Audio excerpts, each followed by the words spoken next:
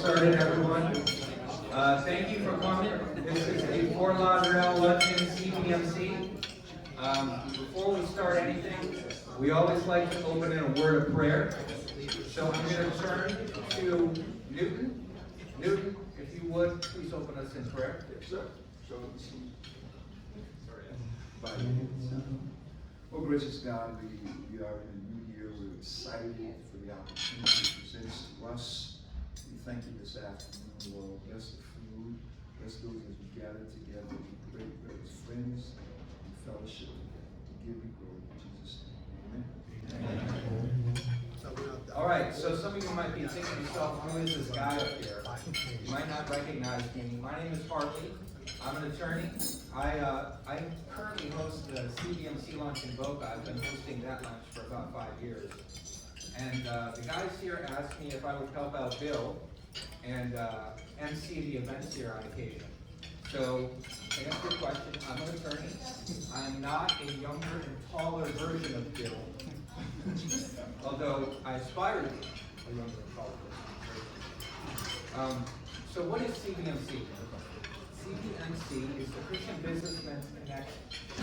Some of you know that, some of you don't. Our job is to connect men to each other and to connect you to God. Okay? And we do that through lots of different ways. First off, lunch events like today. Okay? We have, at any given time, 3 to 5 different lunch events going on every single month. We've got social events, like cigar night that Steve hosts. We have Operation Timothy programs. That's one-on-one discipleship programs. And we're looking, every single day, we're looking for men who are interested in either being discipled or discipling another man to go through this program. We have young professionals groups.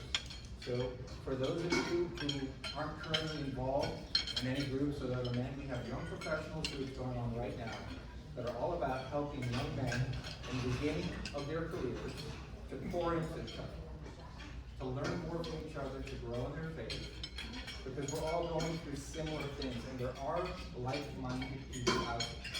We're trying to connect you to them. We also have Trusted Advisor Forums. I'm part of a Trusted Advisor Forum myself. That's a group that's for CEOs, executives, and business owners. They meet, they talk about personal and business issues, and again, it's all about pouring into each other. Several of my Trusted Advisor Forum brothers are right here at this table. If you're interested in learning more about it, you can speak to Nick Spetzel right there. The point that I'm trying to make for everybody is, do not be an island. Now is a time to get involved. The Lord did not call us to be islands. He wants each and every one of us to be involved. And CBMC is simply giving you avenues to do that.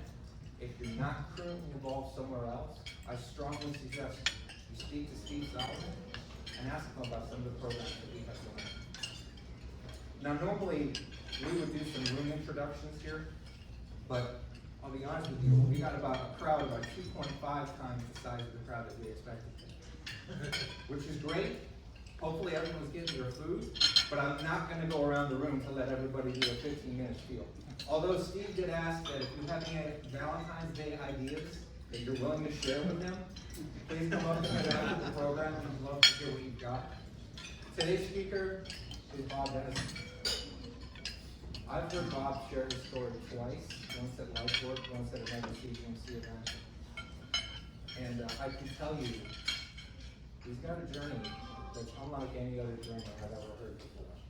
He's done some crazy, outlandish things that, God help me, I don't know if I'd ever do what I would do. But it took him on a journey, it took him on a ride, and he's going to share some of those stories and experiences here with us today. So what we're going to do is we're going to do a little bit of a different format. And rather than just have Bob come up and share his story, we're going to do a bit of a Q&A format. I'll ask some questions.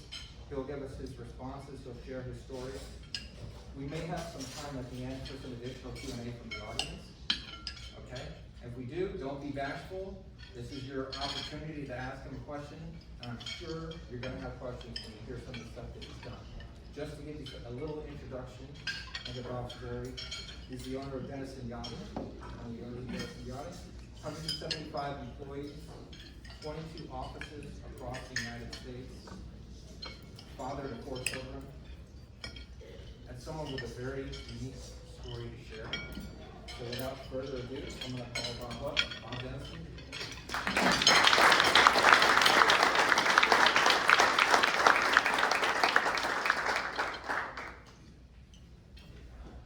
Hopefully, can everyone hear us okay? We don't have microphones set up here. All right. So, to open things up, tell us about Denison Yachting. Denison Yachting, if you have a friend that's a realtor, we basically do the same thing, except we're way cooler because we get to do it with yachts. But we basically help people find a yacht, or sell a yacht, or charter. Tell me about your childhood. My childhood. All right, so my parents are here, by the way, so you guys are going to get the version of the story that they'd like to hear. Just joking. My childhood was awesome. No, so I grew up here in Fort Lauderdale, third generation. My dad and 2 uncles were raised here. My grandparents moved here in 1948, bought a shipyard, started building boats, and I went to a local school, Westminster Academy, had an awesome childhood, all joking aside, 2 brothers, and went to First Baptist Church, Fort Lauderdale, right down there is where I was raised, and yeah, it was good. So, your parents are here. I know you're going to be tame when I ask you this question, but what's the craziest thing you've ever done? Craziest thing I've ever done. Oh man, I don't know. I think, yeah. Who can answer that question well? I feel like that's such a, yeah, Mom, you want to answer that? Benjamin. Oh yeah. That's just a humble brag. My mom wants to let you guys know she took me to Switzerland once. I don't know how to answer that question. I mean, I've got 2 brothers, so we're always doing crazy stuff. One time my older brother, it was like Superman when that first came out. I was 5 years old and I was convinced I could fly. He dared me to jump off our top bunk and I did, and I broke my arm. That was pretty crazy. Yeah, I'll just stick with that. All right. How'd you come to faith in God? So I came to faith when I was 5 years old. There's a little place up in Michigan called Mackinac Island. Has anybody here ever been there? It's like one of those really neat, horses only, chocolate fudge, and for some reason, even really young, I remember my very first, earliest memories were very much about, like, what if I die? That's something really, I think I had Bethany Christian School to thank for that, but like, what is there a God, all that stuff, and I remember, I remember it vividly, my parents leading me to Christ when I was 5 years old in Michigan. Actually, I think it was my mom. My dad was probably working, my mom did it, and yeah, it was awesome. So then, from then on, 5th grade on, I lived pretty good, kind of like proud of you son kind of life, I think. Didn't get in trouble too much.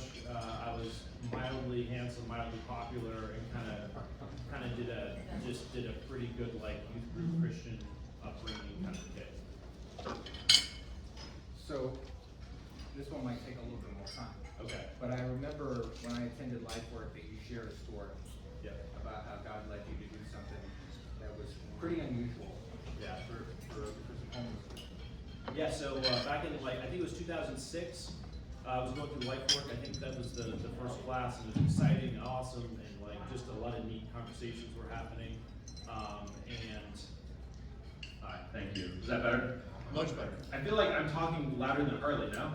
Yes. Okay. All right. So we'll just pass it around. But anyway, so it was back then, and we were really trying to figure out. Again, I was sort of cool, sort of handsome, whatever, and a local kid. Kind of had it figured out. My journey with my faith and with Jesus is way different than most people's. Usually you hear like you have it all together, or excuse me, you don't have it all together. There's some bad thing happening, you find Jesus and basically everything is restored. And it's just kind of cool and fun. It's a good like pitch to find Jesus. Mine was way the opposite. It was like I had sort of everything together. I encountered Jesus and basically the wheels fell off. In the beginning of that story, I was in the back of my house. I had a nice car in the front yard, like my dream car. I was building the company. I had a girlfriend. I don't know why I'm even saying that. It's not like I can say she turned into my wife. It was just a random girl. But she was pretty. And then we ended up, I remember I was back there, and it was Life Work. I had just heard a sermon on fasting, which was really weird. And I always end, anytime I'm throwing a microphone, I always end sharing that verse. But Pastor Bob at the time gave a sermon on fasting, and he referenced Isaiah 58. I was hearing Tony Campolo speak at Life Work, just a lot of different things happening. And then I encountered this Soren Kierkegaard quote. And I'm going to share it with you guys in a second. But basically, I'm kind of like or at least I consider myself to be a thinking guy. And I can really easily manipulate scripture to justify anything, right? And sort of thinking people do that. I mean, people even use scripture to justify things like slavery. Like, it's a wicked thing to take the words of the Bible and turn it into whatever makes your life a little bit easier, but I was really good at that. And then I was sitting there behind my house, by the pool, by myself, listening to music, and I started laughing and crying at the same time because I heard this Soren Kierkegaard quote. I'm going to share it with you guys real quick. And some of you guys probably know what this is already. But Soren Kierkegaard was a Danish philosopher. He wrote this down in 16-something. He said, "The Bible is very easy to understand, but we Christians are a bunch of scheming swindlers. We pretend we don't understand, so we don't have to act accordingly. Take any words in the New Testament and pledge yourself to act accordingly. My God, you might say, if I do that, my whole life would be ruined." Right? And it was instantly like this confrontation with the fact that I was using scripture to basically live this kind of proud of you son life, but really keeping Jesus at a distance. And then I heard a sermon about compassion. And if you look at the Greek word for compassion, by the way, I only know one Greek word. Close. It's compati. Sorry, my Greek is convenient to the story. So compati, I don't even know if I'm saying that right, is the biblical kind of like this, you suffer with somebody. Like, compassion is nothing without suffering with somebody, right? Otherwise it's just like, whatever. So we took that idea, and me and some friends just hit the streets, and we were like, let's go suffer with some people. Let's figure out how to interact with the New Testament in a real literal way. We took the red letters and we kind of said, let's pick some of these and live life radically. And so we did that, and we started hitting the streets. We didn't really know what we were doing at Calvary. It's still happening. It's called The Refuge. We were there. There's a guy who I love named Jim Kay. He was leading us into this journey of basically loving homeless people. And we were like, let's do more. So we went under the underpass right over there on Broward 95. If anybody wants to go meet some homeless people and hang out with them, it's a great spot. Tell them Bob sent you. And we just went down there and started hanging out with them. And the thing that happened that we didn't expect was we became really good friends with them. And what we would do is we wouldn't just be like, here's some sandwiches, Jesus loves you. We were trying to earn the right to talk to them about the important things in life and talking about Jesus. And we just sit down with them and talk to them and find out what they needed, what they wanted, how they got there. And we prayed for them, they prayed for us, and we became friends. And it was harder and harder to leave them behind, right? Like, think of your best friend, and they're living under an underpass, and you're just like, bye, see you later. I'll be back next week. Is kind of a hollow friendship, right? So anyway, one day we invited one of them back. His name was Daryl, and we were like, hey, do you want to come back and take a shower with us? Not with us, that sounds weird, but in our place. And he was like, yeah, and it was part of this, like, let's get you into a position where you would be a little bit easier to get a job, an interview. Because if you're homeless, even in that moment where you're like, yeah, I want to turn my life around, there's a lot of steps to get there, to get to the place where you can even get a job interview. So we came, and he hit our shower. I was living with a guy by the name of Brian Alexander, who's still a great friend of mine. And he basically was like, hey, why don't we have our roommates out of town? Why don't we see if he wants to sleep here tonight and just get a good night's sleep? So obviously we did not ask our roommate. He took a shower, and we said, do you want to crash here? He said, more than anything. So he spent the night, and he's our friend. We don't kick him out. He goes back. Long story, very short. There was a few other people living there, and we said, why don't you come live with us? My friend Ryan was about 2.5 years, lived in my room from that point on the floor. He gave up his room, and we had about 40 to 50 homeless people. And I'm talking about chronic, not like that guy is sort of situational, but kind of the crack addict. If any of you guys, and there will be some people here that know crack addicts, it's a very hard journey, and we basically try to usher them into connecting with family, getting them jobs, and all that stuff. And it was awesome, and it was also terrible. I could sit here and tell you the fun stories, which were great, but there was also some really brutal stories where we had, our lives threatened. One of them was a transvestite prostitute that came in with a gun, and we had people steal our cars and laptops and all that stuff, and it was really difficult and hard. Part of the crack addict journey is there's some debate in those circles of whether you can actually get off of crack forever, but for us, we didn't know exactly what that looked like. We just knew that we wanted them with us, we wanted them sober, we wanted them well. And many times, Daryl, he would leave. He would say, guys, this isn't for me. And we knew what that meant. That wasn't like, I don't like showers and a clean bed. It was like, this isn't for me, I need crack. And he would go out and go under the bridge and leave. And I remember one time, you guys know the Burger King on Broward Boulevard here? Great French toast sticks. He was walking down Broward towards that cave of an underpass, and we intercepted him and bought him a cheeseburger and begged him to stay, and he wouldn't, and he kept walking. And to this day, we don't know what happened, whether he was pushed or threw himself in front of it, but he was killed by a train. And we were heartbroken, and it was just very difficult in so many different ways, and there were so many times we wanted to just like stop. I remember talking to Pastor Stefan once about it, who you guys know, Stefan Shavidian, and he said something, he said, Mother Teresa, don't you like, Stefan never has original quotes, he's always quoting other people, so he said, Mother Teresa said that God doesn't call us to be successful, he calls us just to be obedient, and so that really rang true for us. But yeah, I realize this is a Q&A, and I wasn't giving you the opportunity to ask questions, so if you want to go back to that. But the good thing is I did meet my wife through that. That's called Love Bags, by the way. It's still happening. It's been going on, I think, for 15 years. We've not missed a Tuesday night. Right now, a guy named Chet Beers is leading it. But they still go out there, and they commune and sit down and listen to homeless people. If anybody ever wants to go, it's on Tuesday nights. But I did meet my wife through that.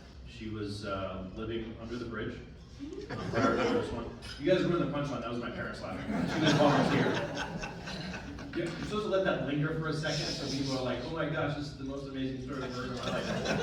But she was a volunteer, and we got married, and are there any homeschoolers here at all?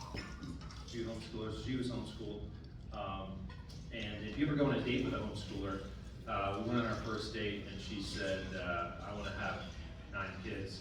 I was like, all right, just hoping to maybe make out with you a little later. But she was pretty and funny, so we ended up getting married, and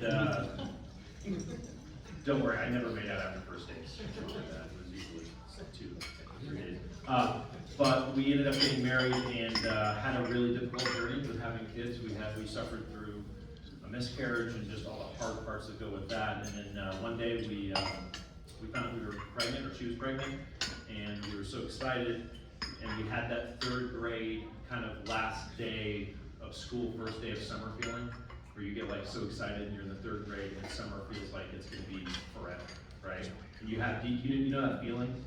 It's the best feeling. So we named for June, because that was the time of year that happened. She was born Thanksgiving of that year, and we ended up spending 4 or 5 months in the NICU with her at Broward General Joe DiMaggio's. And if anybody here has been to the NICU, C.S. Lewis calls certain places on earth like the thin place. What C.S. Lewis meant by that was basically like whatever the heck kind of membrane or thing that separates heaven from earth. There's certain places it just seems awfully thin, and I think the NICU is one of those places. And my wife lived there for a long time with June, and we ended up losing June after 4 months, and it was really hard. And the one thing that we learned so much from June about was this: if anybody's had a baby in NICU, the nurses may have had a conversation with you about I forget what it's called. It's a thing that happens where they're basically prodded, pricked, blood tested their entire lives, and that's what they associate with like a touch. So when the parent goes to pick her up, or there's always this like retreat of like like, am I going to be, is that dad or is that a nurse about to stick me with something? And the one thing that we love so much about June was she never recoiled. And so when I reflect on like Daryl, and for anybody here that's been hurt by a brother or sister or a business partner or whatever, just the tendency is to recoil and not get hurt again. And it's awesome we don't have a God like that, right? Like when we go, and so it was one of those really important lessons for us as we were struggling through the homeless, just the rejection part of it.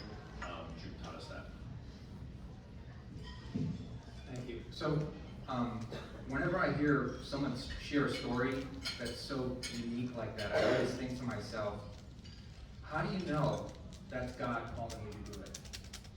I mean, I think in our own lives, we go through trials and tribulations, and we don't know sometimes what decision God wants us to make. So, what do? Do you have any kind of set of rules that you look to when you're trying to find God's will for life? Yeah, I'm not one of those guys that seems to hear from God very often, although I'll share Isaiah 58 in a second with some times that I have. And many times I don't know, right? And I'm operating in this like, not sure what to do.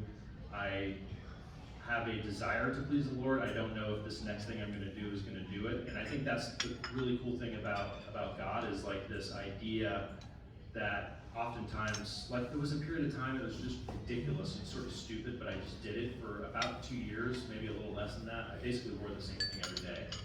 And by the way, one of the most amazing things about that was nobody even noticed. Because you're so concerned about what you're wearing, so you know, you just like, who freaking cares about that guy wearing the same. But I remember doing that, and I wasn't trying to make a point or anything, I was just like trying to do the simplicity thing, and I was having conversations with friends like, is this even biblical? What does this even mean? And I think that's the cool thing about God is I was trying to figure out what to do. There was things like that I did, and I could just imagine him looking down like, that's so kind of cute, like he's doing that kind of for me. He's just trying, I didn't tell him to do that really, but I think there's this like neat thing that happens when you have like a desire to figure that out and to err on the side of scripture and err on the side of red letters and err on the side of, and who knows if I'm going to get it right. But I'm really hoping that God looks down on that, even if I'm making the wrong decisions, he knows my heart is like all in, right? And there's a certain, I think, like when my son does something, he's like, here, look at this dead lizard, Dad. I'm kind of like, all right, thanks. I don't slap him, you know what I mean? I'm just kind of like, get that thing away from your mother. But it's still cute and amazing and endearing. He did it for me. That's what dogs do, not 7-year-old boys, by the way. I just made that up. My son's never. So, I know you said you got saved, or I don't know what to use that word, you came to know God when you were young. But I'm guessing, like most of us, you probably didn't really walk the walk until you were older. Is that a fair statement? Yeah, kind of. Yeah. So here's my question for you. So as I look back at my own personal childhood and my youth, I can see a difference between who I was when I really started acting like a follower of Christ and who I was afterwards. I think I kind of look at myself as before I was a no-man, right? Someone would ask me something, and I'd say, nope, nope, nope. And then like a Jim Carrey movie, Yes Man, as I got more and deeper into my faith, it became more of like, yes, yes. I became what I call a yes man. Do you see a change in yourself? Can you draw a contrast between the person that you were before and who you are as you got deeper into your faith? Yeah, I think so. I think it's a weird thing because for me, my journey kind of looks like that. Like I really get along with people that are unsettled in their lives and probably a little unsettled in their faiths. Like I would probably say I was more put together before and more, I don't even know what this word means, but more like certain about things. Like I very much let's use that the day at the pool where I basically encountered this and I was confronted with myself living in a really false kind of way in my faith journey. And after that, I would say I definitely, after encountering Jesus that day and living radically different, and I don't know to most people if I would look more or less Christian, I would tell you that I am crying a lot lot more these days. I'm living really uncomfortably. I really identify when Paul says like work out your with like a trembling, like I love those conversations with people and with the Lord when I pray. But it's definitely not kind of like the no to yes thing. It's more of like this unsettled pursuit of something big and awesome and someone big and awesome. And then the fruit that comes after that is kind of like this really cool adventure. I'm just like, that's neat, didn't expect that. But I would say, yeah, my life is totally different, but not in that like traditional sense. I don't know if that makes, but yeah. So a person who has your kind of experience and things that you've done, I'm guessing you're probably working on something now outside of business that's really exciting to you, right? So if you were to look at your current life, what is it about what you're doing right now, what program that you're involved in, or you know, what kind of club that you're involved in, anything that excites you most about what you're doing right now outside of it? Gosh, this is going to be so disappointing for you to hear. But with the 4 kids and with business, I'm very much consumed there. So Love Bags is still happening. I love what's going on there, but I'm not as involved day to day. I am very, like, for me, this whole idea of the compati Greek word of suffering with somebody and finding creative ways to do that. I love talking about that. And if you're on a journey and you're a Christian and like having conversations with people about inconveniencing yourself to go save somebody, doesn't have to be a homeless person, the widow, the orphan, the really lonely guy at work that's thinking about killing himself and you don't know it, and just taking the time to go over there and buying lunch, right? Like basically seeking out the damsel in distress and to be a hero, because this side of heaven is the only freaking shot we have of being a hero. Once we're in heaven, there's no need for that, right? So less of an organizational thing and more of those conversations and more of earning the right to just talk to people about the bigger things like that. So you heard when I did the introduction here about the mission of CBMC, which is to connect people, and how we've got all these different programs. And so one of my questions for you is, you know, you're doing this event for us, you've done events for LifeWork and other organizations. What do you hope to accomplish by speaking here today? Well, a little bit about what I just talked about there. I love the community part, the thing you talked about. I think there's probably people in here that have had like a compassion burnout thing, where you've like given and given and given, and you've been rejected, or it just is like a deposit that's made and nothing is returned, and you just like sort of give up. And I think the community part of it is so valuable. What made this homeless thing that we did called Love Bags work, I think, was we had people around us that were like together, and to serve, no matter what it is, alone is a freaking dangerous thing to do.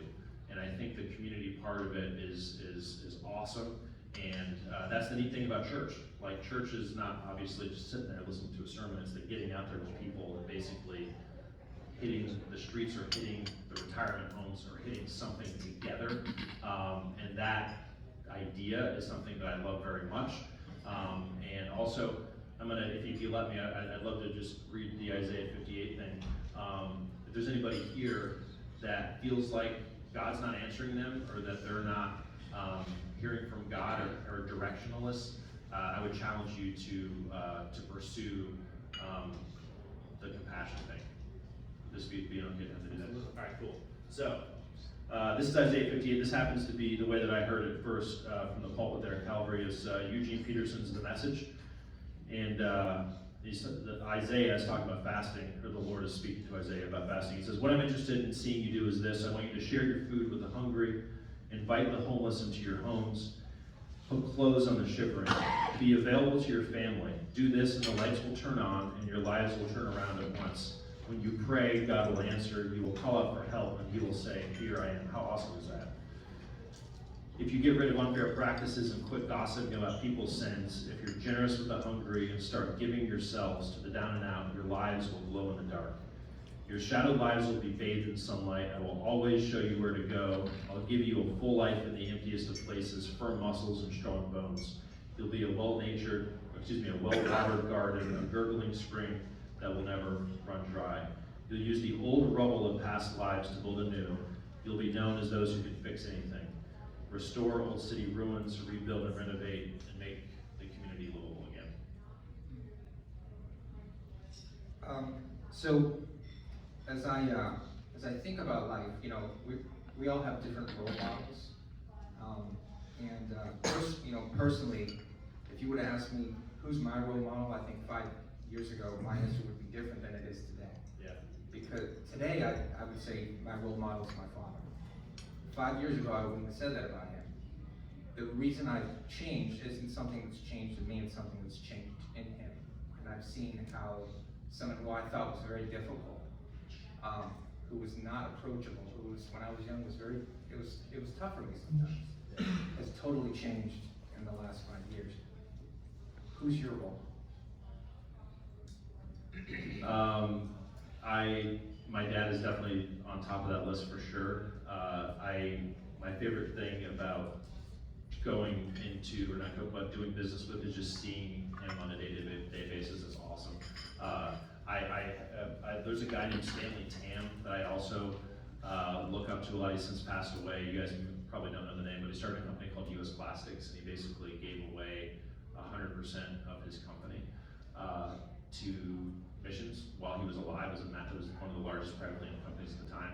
I love and I'm attracted to people that radically live out, and my dad is one of those people. This idea of like, they have a vision to like, this life that we have is a vapor. We are here eating food, having lunch at this really cool, it's gonna be over so soon.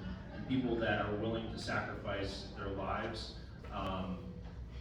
for Christ, but in real life, not like is everything. And yeah, my dad and my mom are definitely on top of that list, and a guy like Stanley Tam as well. So, rather than me asking you some more questions, I want to turn it over to the audience to see if anyone has any questions that they want to ask, because sometimes the audience just thinks of things that I haven't thought of. So, does anyone in the audience have a question for Bob? How has your compassion with the homeless community affected, challenged, or changed the way that you offer compassion inside your business with colleagues or as a leader? Yeah, that's a really good question. Constantly am that whole suffering with. So like we just recently, this is gonna be, we have the best company, seriously. The best. The people there are amazing. I think our industry does a really crappy job attracting this stuff, but I think we're the biggest in terms of like number of yachts we're selling and all that stuff, and fast growing. Just the people are so nice and awesome. We just had though our very first ever Christmas party fight, where we had two guys just get into it, and actually one guy got knocked out. So that's never happened before, because we are seriously the nicest, coolest people in the entire industry, for sure. And so I remember, like, on a day-to-day basis, it's that suffering with somebody. So it's not just saying, why did you do that? Are you gonna be fired? Are you not gonna be fired? But it's just really sitting down with them and suffering through with them, with both parties. So constantly, like, trying to figure out how I can slow my own day down and just be available and suffer with people as they go through really, really, really hard times, is definitely bled over into that. And just the whole notion of like finding out the least of these. I wasn't like the whole like getting picked on in the school thing happened to me when I was like in the 6th, 7th grade or whatever. And so constantly being on the hunt for people in the office that might not have anybody to talk to, like is sort of a big part of my day. Okay, and Nick? It seems like a real mental leap. Tuesday night you're with a homeless person, compassionate and suffering with them, and then the next morning you're dealing with a buyer of a super yacht.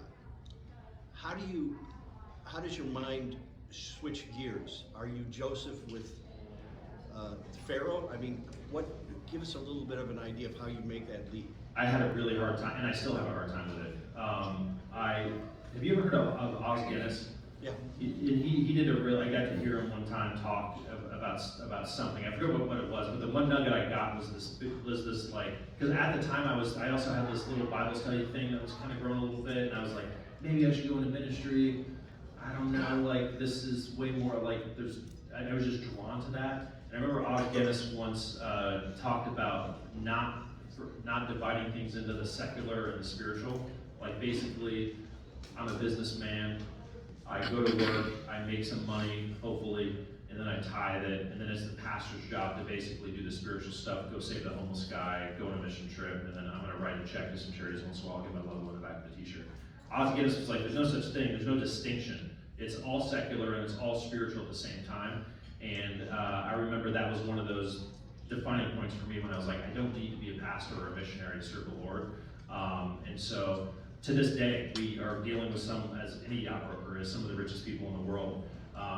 But very much my heart is attached to the least of these in any of those situations. And it seems a little hypocritical because there's this giant gap between the people that I'm communing with, but it's yeah.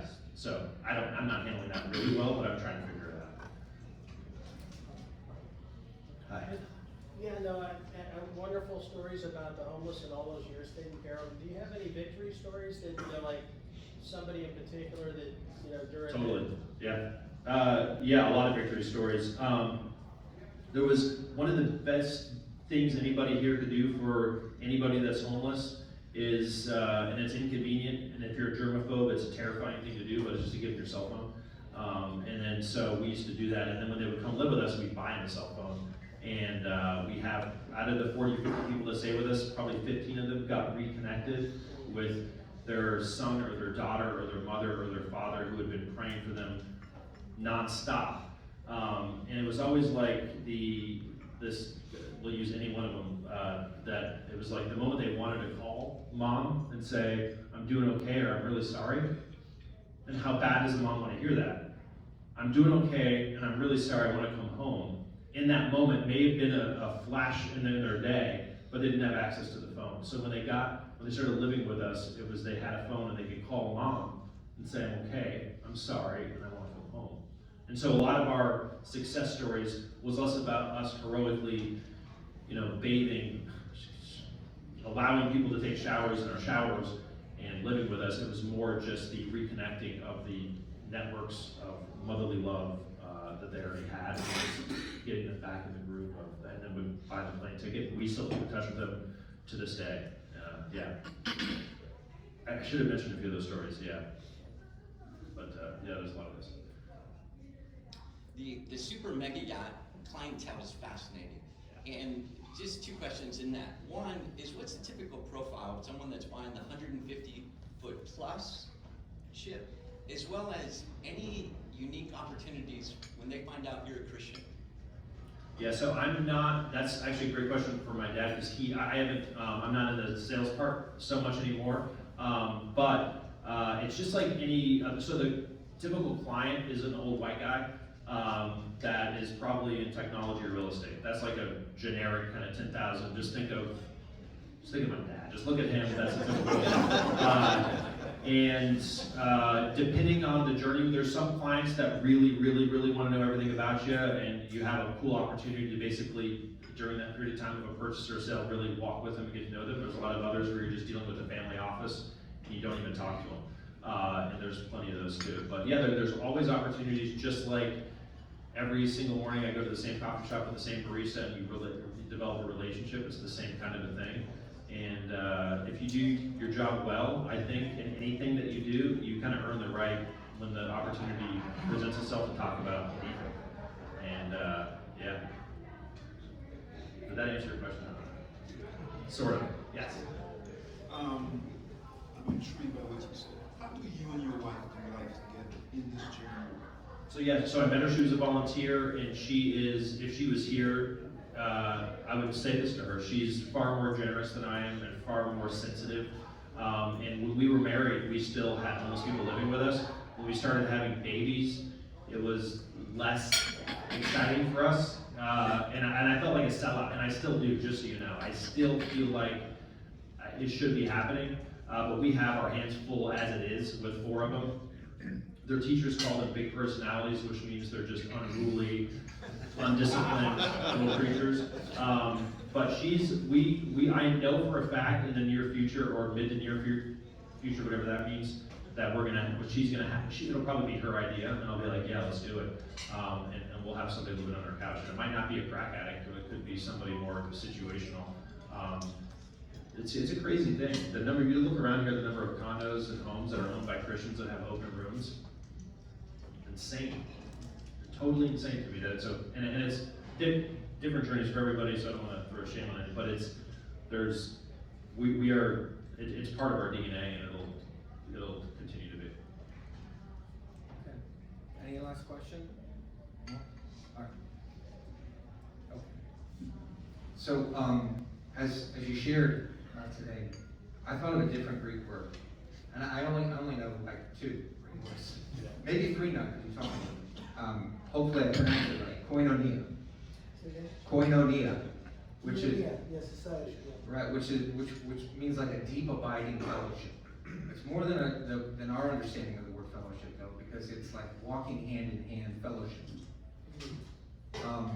And that's what we're trying to do. That's the mission of CBMC, is to be a connection point to help you to walk within fellowship. And your story, what you shared, just shows that's your life. That your life is about koinonia. And there could be people here who don't have a relationship with God. There may be people here that have a relationship, but maybe you're lukewarm, maybe you're not active, maybe you're not involved.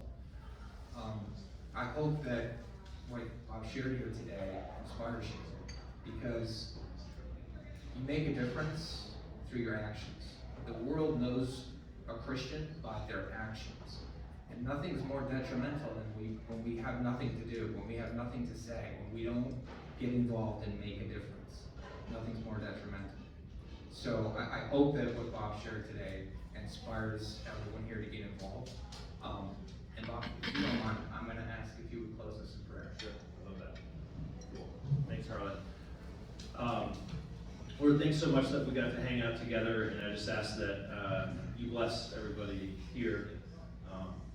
We think you're so awesome. We love you so much, and forgive us for the things that we do in real life every day that don't reflect that. We ask for your grace, and we just ask that you inspire us to be so gracious to other people that hurt us. We love you so much, and may this chicken,